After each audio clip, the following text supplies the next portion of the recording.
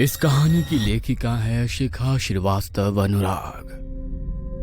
रचित अपने पापा की पुरानी फाइलों में कुछ जरूरी कागजात ढूंढ रहा था, तभी उसके हाथ में कुछ पेपर्स आए जिन पर खून के छींटे थे। रचित ने हैरानी से उन कागजों को देखा और उन्हें पढ़ने की कोशिश करने लगा। उन पर लिखे हुए बहुत से अक्षर लगभग मिट चुके थे। फिर भी जब उसने किसी तरह उन्हें पढ़ा तो हैरान रह गया। ये कागज किसी बंगले के थे जिसे उसके पापा ने वर्षों पहले खरीदा था। रचित उन कागजों को लेकर अपनी माँ वीणा जी के पास गया और उसने कहा, माँ देखो मुझे पापा की फाइल में क्या मिला है, बंगले के कागज। ये सुनते ही वीणा जी ने घबराकर उसके हाथ से उन कागजों को छीन लिया और बोली, तुझे किसने कहा था इन्हें हाथ लगाने के लिए? मैं आज इन्हें जला ही देती हूँ। ये क्या बोल रही हो तुम माँ? पहले तो मुझे ये समझ में नहीं आ रहा है कि जब पापा के पास ये बंगला था तब आज तक हम सब इस सड़े हुए किराए के मकान में क्यों रह रहे हैं? पापा ने आज तक कभी इस बंगले का जिक्र तक नहीं किया और तुम भी कागज जलाने की बात कर रही हो। रचित परेशान सा बोला।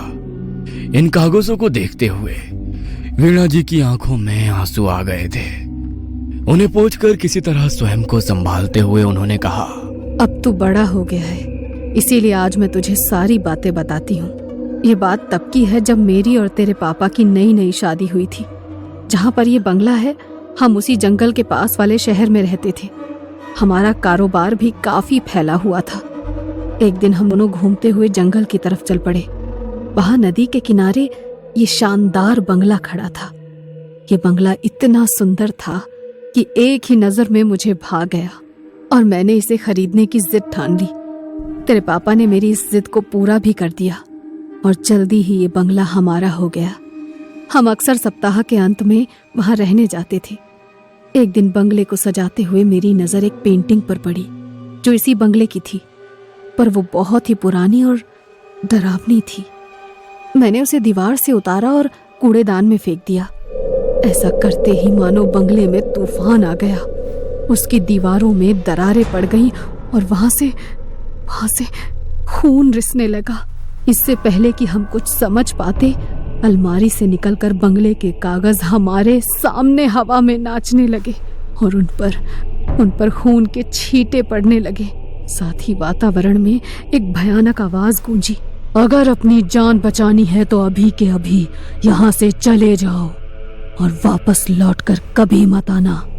हमने जैसे तैसे अपने आप को संभाला और वहां से बाहर निकल गए, लेकिन पता नहीं मुझे क्या सूझी कि मैं बंगले के कागजों को समेटकर अपने साथ ले आई। अब मुझे लगता है कि मैंने ये बहुत भारी भूल की थी।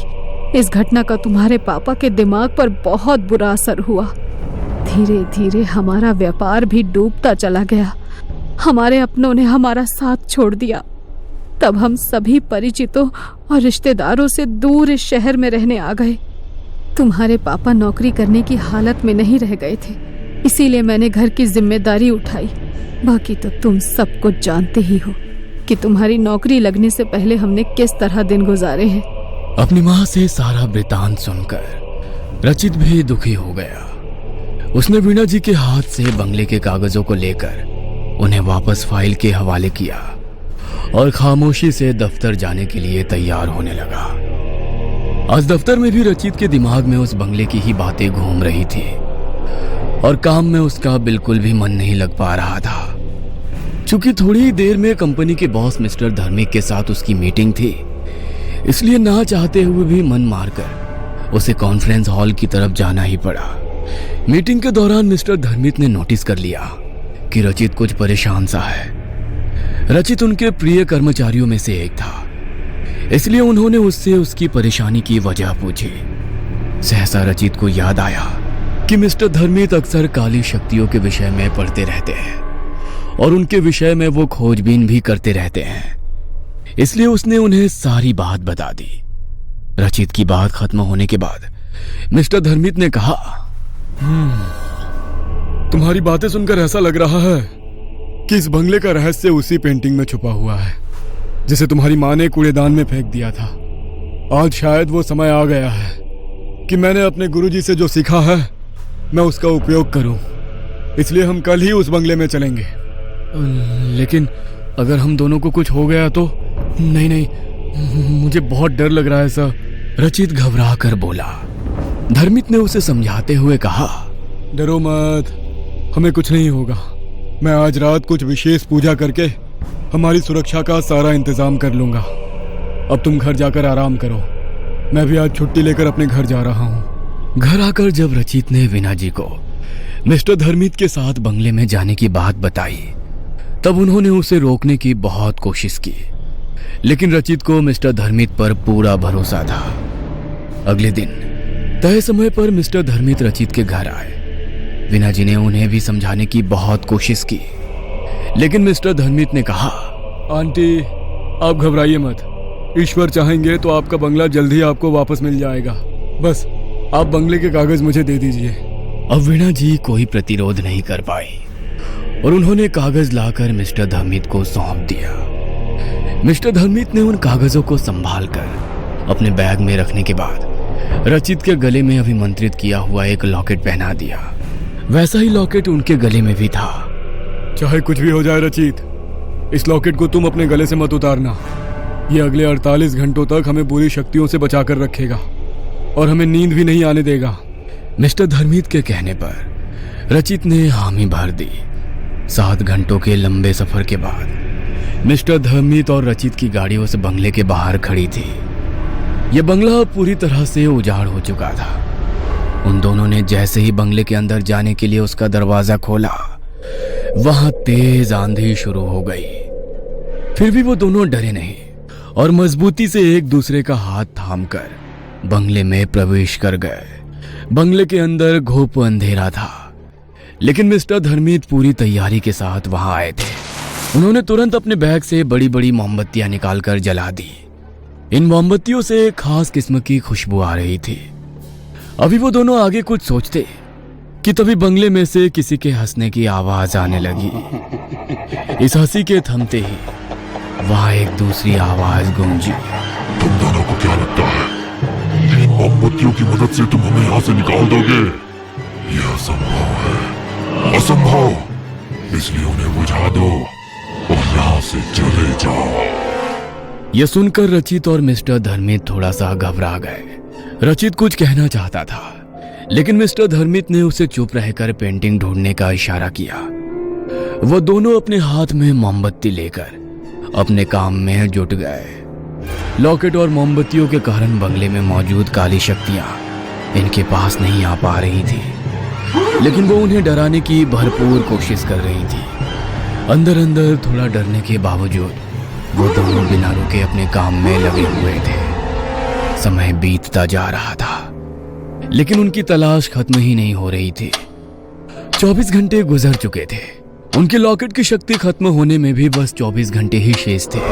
ऐसा लगता है कि हम सफल नहीं होंगे, रचित ने धीरे से मिस्टर धर्मित से कहा और गुस्से में उसने अपने पैरों को जोर से फर्श पर पटका। ऐसा करते ही उसका पैर फर्श को तोड़ता हुआ थोड़ा अंदर चला गया। यह देखकर मिस्टर धर्मित फर्श के गड्ढे में रचित के फंसे हुए पैर को बाहर निकालने के लिए थोड़ा झुके तो उनकी नजर फर्श के अंदर दबी हुई पेंटिंग पर पड़ी। रचित और मिस्टर धर्मित ने मिलकर किसी तरह वहां से वो पेंटिंग निकाल तो ली, पर इसके बाद वो दोनों बहुत ज्यादा थक गए थे, इसलिए वो थोड़ी देर वहीं पर बैठ गए। मिस्टर धर्मित ने अब ध्यान से इस पेंटिंग को देखना शुरू किया तो उन्होंने पाया कि इस पेंटिंग में एक खास तांत्रिक कोड में इस बंगले का राज लिखा हुआ था। उन्होंने अपनी आंखें बंद करके अपने गुरु को प्रणाम किया, जिनसे उन्होंने तंत्र विद्या सीखी थी। इसके बाद उन्होंने इस कोड को तोड़ना शुरू किया। धीरे धीरे बंगले के सारे राज उनके सामने स्पष्ट हो गए। किसी जमाने में इस बंगले की जगह कुछ तांत्रिकों का आश्रम था। वो अपनी काली सिद्धियों के जरिए सारे संसार को अपना गुलाम बनाकर उन पर अपनी हुकूमत चलाना चाहते थे। जब इस गांव के मुखिया को इस विषय में पता चला, तब उसने अपने गुरु से सलाह मशवरा करके उन तांत्रिकों को उनके आश्रम के साथ ही जला दिया। इसके बाद उनके गुरु ने वहां मौजूद राख से यह तस्वीर बनाकर इसमें उनकी कहानी छुपा दी और उसके फ्रेम को मंत्र से बांधकर उन तांत्रिकों की बुरी शक्तियों को उन्होंने इसमें कैद कर दिया। साथ ही उन्होंने मुखिया जी को आदेश देकर आश्रम की जगह ठीक इसी तस्वीर की तरह दिखने वाला बंगला यहां बनवा दिया। आश्चर्य से मुंह खोले सारी कहानी सुन रहे रचित से मिस्टर धर्मित ने आगे कहा, तुम्हारी माँ के द्वारा पेंटिंग उतारकर फेंकने से इसका फ्रेम टूट गया और इसमें कैद काली शक्तियां बाहर आ गई, तो अब क्या करें? रचित ने संशय से पूछा। मिस्टर धर्मित ने ध्यान से पेंटिंग के फ्रेम को देखते हुए कहा, हमें ये फ्रेम दोबारा बनाना होगा, लेकिन इसके लिए उसी पेड़ की लकड़ी चाहिए जिससे ये पहले बना था। ये पेड़ इसी जंगल में है, लेकिन कहाँ ये मुझे नहीं पता। तुम जल्दी जाओ और उसे जाकर ढूंढने की कोशिश करो, तब तक मैं पूजा की तैयारी करता हूँ। और सुनो, संभल कर जाना, वो काली शक्तियाँ तुम्हें डराने की कोशिश करेगी, लेकिन अभी हमारे लॉकेट में 18 घंटे की शक्ति बची हुई है, इसलिए घबराना मत। मिस्टर धर्मित की बात सुनकर रचित जब पेड़ ढूंढने के लिए निकला तब बुरी शक्तियां भी उसे रोकने के लिए उसके पीछे चल पड़ी।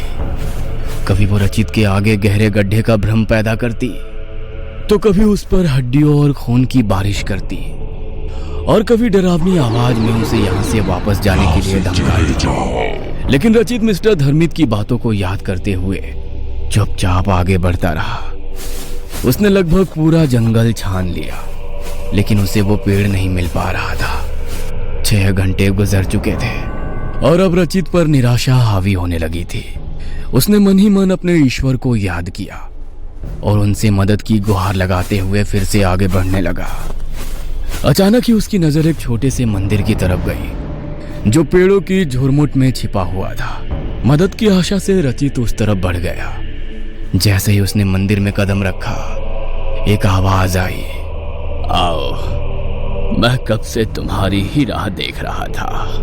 रचित हैरानी से आवाज की दिशा में बढ़ा तो उसने देखा वहां एक बेहद वृद्ध साधु समाधि में लीन थे। रचित ने जब उन्हें प्रणाम किया तब साधु बाबा ने अपनी आंखें खोली और उसे आशीर्वाद देते हुए बोले, हम कब से इसी दिन की प्रतीक्षा कर रहे थे जब तुम यहाँ आओगे।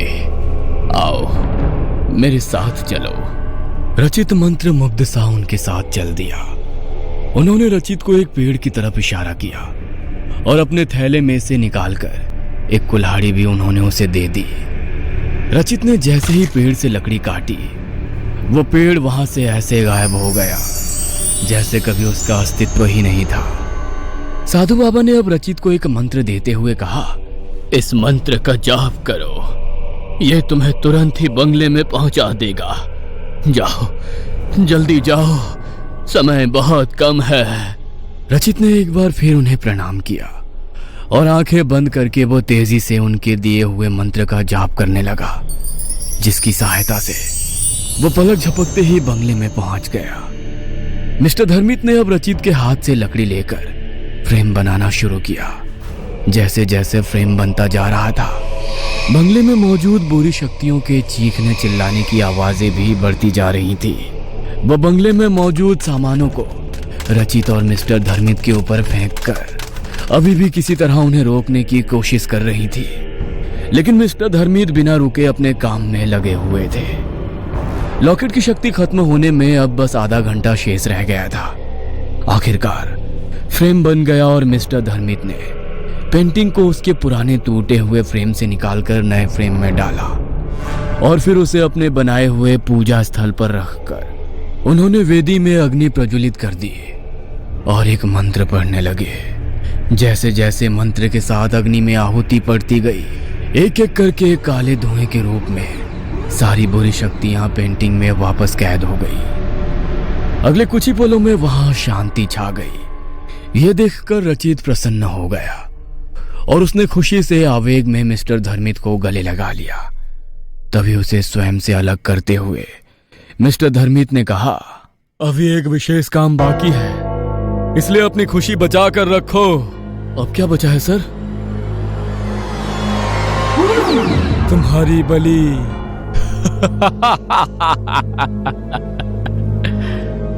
ये कहकर धर्मित अट्टहास करने लगा और देखते ही देखते उसने रचित को रस्सियों में बांध दिया। इसके बाद उसने अपने बैग से बंगले के कागज को निकालकर हवन वेदी के पास रख दिया। रचित ये सब देख सुनकर बुरी तरह घबरा गया था। उसने देखा कि धर्मित की आंखों में खून उतर आया था और उसका चेहरा बहुत ही भयानक लगने लगा था। रचित को कुछ भी समझ में नहीं आ रहा था कि अब वो करे तो क्या करे। तभी धर्मित ने कहा,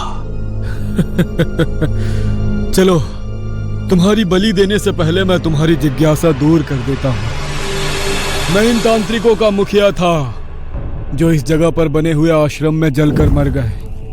यह सब मुझसे नफरत करते थे और मेरी सिद्धियां छीनना चाहते थे। इसलिए मैंने अपनी सिद्धियों को यहीं जमीन में छुपा दिया था। जिस दिन यहां आग लगाई गई उस दिन मैं यहां से बाहर गया हुआ था, इसलिए संयोग से मैं बच गया। जब इस जगह से जुड़ा विवादित मामला ठंडा पड़ गया तब मैं यहां छुपाई गई अपनी सिद्धियों को वापस लेने आया। लेकिन तब मुझे पता चला कि इस जगह को पवित्र मंत्रों की शक्ति से बांध दिया गया था। अब मैं चाह कर भी कुछ नहीं कर सकता था, इसलिए चुपचाप मैं सही समय की प्रतीक्षा करता रहा। फिर एक दिन तुम्हारे माँ पापा यहाँ आए और तुम्हारी माँ ने पेंटिंग के फ्रेम को तोड़कर मंत्रों की शक्ति को खत्म कर दिया। लेकिन तब भी मैं इस जगह पर मौजूद अपनी शक्तियों को वापस नहीं पा सका, क्योंकि वो खून के छींटों के रूप में बंगले के कागज के साथ जा चुके थे। अब मैंने अपने गुरु की शरण ली।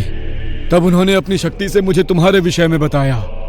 अपने गुरु के आशीर्वाद से मैं कोई भी रूप ले सकता हूँ, इसलिए दुनिया से छुपने के लिए मैंने ये रूप लिया और तुम इंसानों के बीच रहकर तुम्हारी तरह काम करते हुए मैं तुम्हारे बड़े होने की राह देखने लगा।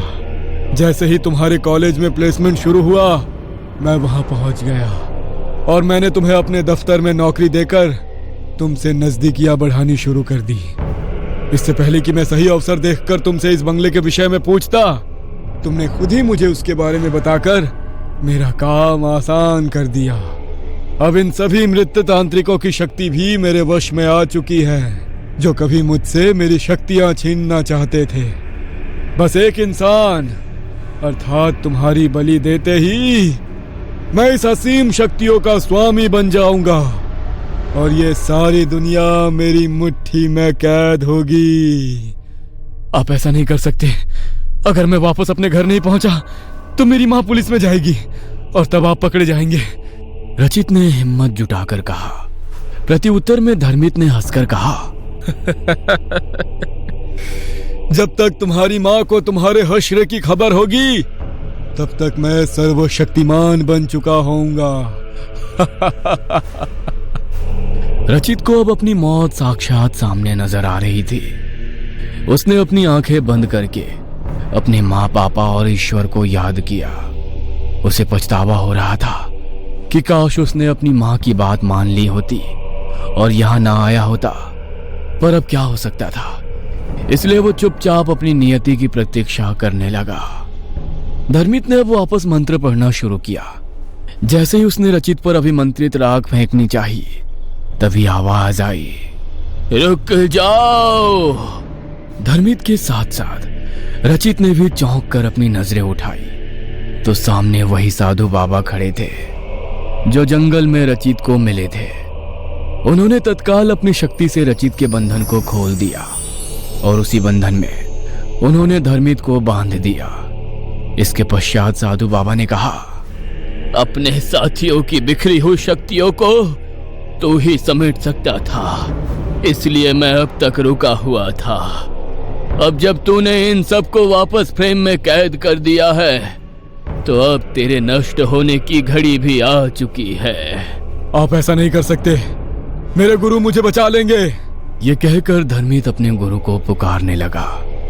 साधु बाबा मुस्कुराए और बोले, वो पाखंडी जो कभी मेरा शिष्य और तेरा गुरु हुआ करता था अब कभी तेरे पास नहीं आएगा। देख मैंने उसका क्या हश्र किया है। साधु बाबा के हाथ घुमाते ही रचित और धर्मित के सामने किसी चलचित्र की तरह धर्मित के गुरु के जलकर मरने का दृश्य घूमने लगा। नहीं, ऐसा नहीं हो सकता, यह असंभव है। धर्मित गुस्से से चीखा। साधु बाबा ने कहा, कुछ भी असंभव नहीं है। जो इस संसार में आया है उसे एक ना एक दिन यहाँ से जाना ही पड़ता है। बस सबका अपना समय तय होता है। तेरे कपटी गुरु को मारने के लिए मुझे जिस शक्ति की जरूरत थी वो आज ही मेरी सिद्धि पूरी होने पर मुझे मिल गई और मैंने तत्काल इस बुराई को नष्ट कर दिया। बस अब हमेशा के लिए नष्ट होने की बारी तेरी है। उनकी बात सुनकर रचित की हिम्मत बंधी और वो फुर्ती से उठकर साधु बाबा के पास चला गया। इससे पहले कि धर्मित कुछ कर पाता, साधु बाबा ने उसकी मुट्ठी में मौजूद राख अपनी मुट्ठी में खींच ली और उसे धर्मित के ही ऊपर फेंक दिया। राख के पड़ते ही वहां से धर्मित और बंगले की पेंटिंग धुआं बनकर हवा में विलीन हो गई। बुरी शक्तियों के मिटते ही बंगला सूरज के पवित्र प्रकाश से जगमगा उठा। साधु बाबा ने रचित को आशीर्वाद देते हुए कहा, अब यह बंगला हर तरह की समस्या से मुक्त हो चुका है। तुम अपने माता पिता को यहाँ ले आओ और अपने पिता के साथ मिलकर फिर से उनका व्यवसाय शुरू करो। धर्मित का लिखा हुआ आत्महत्या पत्र कल उसके दफ्तर में पहुंच जाएगा। तुम जब तक वहां पहुंचोगे वहां मौजूद सभी लोग भूल चुके होंगे कि तुम कभी धर्मित के साथ कहीं गए थे। रचित साधु बाबा को प्रणाम करने के लिए उनके पैरों पर झुका। उसके झुकते ही साधु बाबा वहां से अंतर ध्यान हो गए। रचित ने अपना बैग उठाया और बंगले में ताला लगाकर गाड़ी की तरफ चल दिया। यहां से वापस जाते हुए वो खुश भी था और दुखी भी था। उसे खुशी थी कि उसके पापा की मेहनत की कमाई से खरीदा हुआ यह बंगला अब भूतिया नहीं रहा था, लेकिन साथ ही उसे दुख भी था कि उसने बिना सोचे समझे धर्मित जैसे धोखेबाज पर भरोसा करके अपने साथ साथ अपने परिवार को भी मुश्किल में डाल दिया था। वापस अपने शहर पहुंचकर जब रचित ने अपने माँ पापा को धर्मित की सच्चाई बताई तब वो दोनों भी हैरान रह गए। वीणा जी ने तुरंत भगवान के आगे माथा टेका कि उन्होंने रचित को इतनी बड़ी मुसीबत से बचा लिया था। कुछ दिनों के पश्चात रचित अपने माँ पापा को लेकर पुनः उस बंगले में आया और साथ ही उसने अपने पापा का व्यवसाय भी एक बार फिर से शुरू किया। उसके पापा की मानसिक हालत भी अब सुधरने लगी थी। साधु बाबा के आशीर्वाद से एक बार फिर बुराई पर अच्छाई की जीत का प्रतीक बनकर यह बंगला अपनी रौनक से जगमगाने लगा था।